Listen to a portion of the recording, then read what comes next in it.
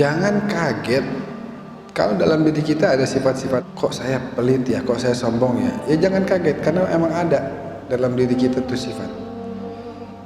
Nah, sehingga datanglah Nabi kita mengajarkan bagaimana tata cara untuk melawan sifat-sifat tersebut.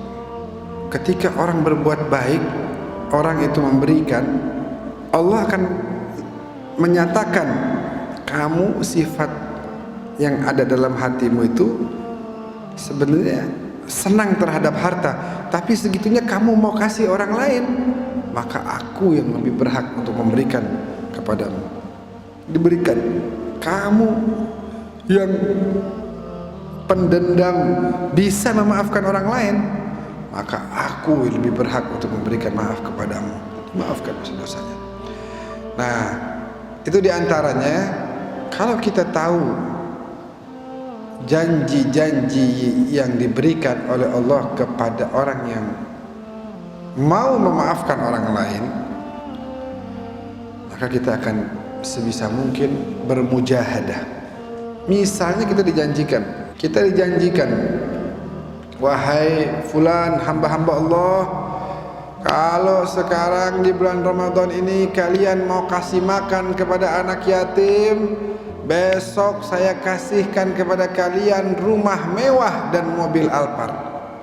Kira-kira kita mau gak tuh nyiapin satu porsi makanan buat anak yatim? Mau gak? Mau. Kenapa? Karena kita tahu ada ganjaran besar yang menanti kita. Dan ternyata ganjaran yang dijanjikan oleh Allah kepada para pemaaf, ini rumah dan mobil gak ada artinya. Yang dijanjikan Allah kepada para pemaaf adalah jannatin arduhas samawati wal ard uiddat lil muttaqin. Surga yang hamparannya seluas bumi dan langit itu adalah dijanjikan hanya untuk mereka yang bertakwa kepada Allah. Dari situ kita pelajari, wah kalau gitu rugi dong kalau saya nggak maafin orang. Dan dengan melatih diri kita memaafkan, coba kita ingat semuanya di sini. Pasti kita pernah melewati masa di mana kita pelit. Biasanya masih kecil tuh, dapat coklat kita jaga tahan sendiri. Makan nggak boleh diliatin orang. Tapi kita bisa melewati fase tersebut. Kenapa? Kan dilatih. Bagi.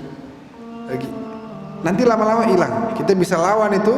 Lama-lama akan tersingkir dengan sendirinya dan akan masuk sifat baik dalam diri kita, sifat dermawan, sifat sakha dermawan. As-sakhiyu al-hasanul khuluqi fi kanfillah. Orang yang dermawan itu terus berada dalam pertolongan dan pengawasan Allah. Ma ba'atsallahu nabiyyan illa sakhiyan. Gak ada seorang nabi yang diutus oleh Allah melainkan pasti dia dermawan. Nah, hal-hal tersebut kemudian memotivasi kita untuk menghilangkan sifat kikir, sifat medit, sifat pelit.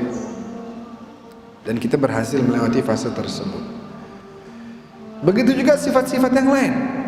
Harus kita latih untuk kita lawan. Lama-lama dia akan tersingkir. Masuklah cahaya iman. Masuklah cahaya kebaikan. Tiap kali kita merasa diri lebih baik dari orang, fikirlah, saya ini cuma ditutup aja aibnya sama Allah. Kalau dibuka sih orang mungkin gak ada yang mau berteman sama saya. Ya Allah, saya pernah berbuat dosa C, dosa A, dosa B, dosa C. Aduh. Betapa hinanya saya. Cuman Allah tutupin. Wa kam min thana'in jamilin lastu ahlan lahu nasyartah. Betapa banyak ini doanya Sayyidina Ali. Pujian baik yang ditujukan kepada aku padahal aku nggak layak untuk mendapatkannya. Sayyidina Ali ini salah satu yang al-mubasysyaruna bil jannah. Nabi udah kasih kabar gembira, kamu adalah ahli surga. Segitunya tiap malam, ya Allah rahmatuka lidz zalimin wa ana minadz zalimin. Ya Allah rahmatmu bagi para orang yang zalim, aku termasuk dari golongan orang yang zalim. Allahumma ighfir li adh-dhunuba allati tahtikul 'asam. Allahumma ighfir li adh-dhunuba allati tughayyiru an-ni'am. Allahumma ighfir li adh-dhunuba allati tahbisu ad-du'a. Tiap malam doa minta diampuni dosa, padahal mubasysyar bil jannah. Nabi kasih kabar gembira ahli surga. Dan dengan menghiasi diri kita dengan sifat-sifat baik tersebut, hilang tuh pengaruh syaitan.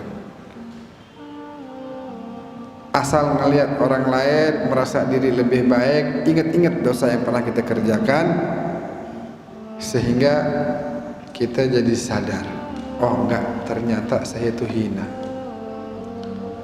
Bahkan dari hewan pun kita lebih hina. Karena hewan mati, ya udah jadi debu. Kita mati kalau misalnya banyak dosa, masuk neraka, disiksa. Nah, maksud saya,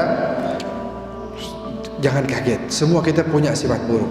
Semua kita sombong, semua kita ujub, semua kita punya ada potensi sifat pelit di hati.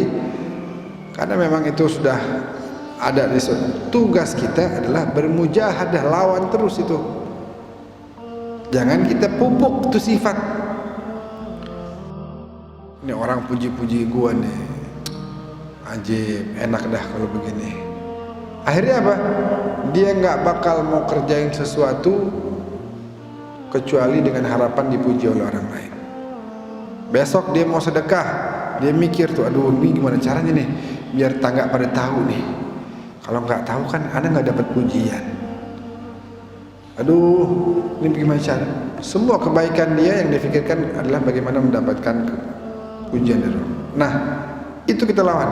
Latih diri kita, besok-besok latih untuk bersedekah dalam keadaan sirran, nggak ada orang yang tahu.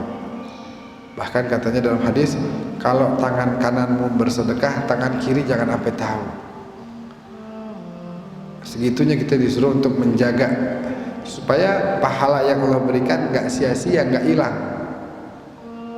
Ente udah ngeluarin duit yang harusnya dapat pahala, malah dapat dosa. Kenapa?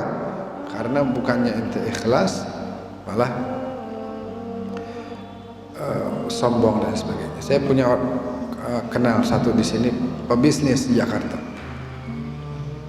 Pernah ketipu berapa?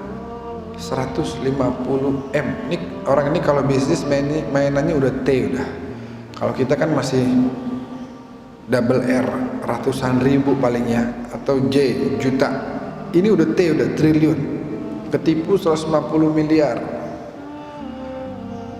Itu dia dengan tenang, dia bilang, ini tak anggap sedekah sudah. Sedekah itu akan balik sesuai jumlah dan kadar keikhlasan. Semakin tinggi itu, maka semakin seperti bola yang kita lemparkan ke tembok, semakin keras kembalinya. Kalau lemas, ya baliknya juga pelan. Nah, kadarnya itu adalah dari jumlah dan tingkat keikhlasan kita. Intinya Pak, semua kita punya sifat itu, tinggal gimana kita lawan. Takabur, sombong, itu bisa kita lawan. Kenapa? Karena kalau kita tetap jaga itu sifat, orang semua bakal menjauh dari kita. Sehingga gitu. Nah, tadi saya bilang sifat ujub ini dia lebih bahaya. Kenapa? Karena nggak ada dampak negatif yang kita lihat dari sekitar. Merendah di hadapan orang secara zahir, tapi batinnya kita lagi sombong. Waliyadzubillah, itu harus diingetin terus. Ya Allah, banyak dosa. Orang zalim, pernah ngambil hak orang, pernah dosa, pernah ninggalin kewajiban, pernah ambil hak orang, pernah nggak ngasih kewajiban orang lain, dan lain sebagainya.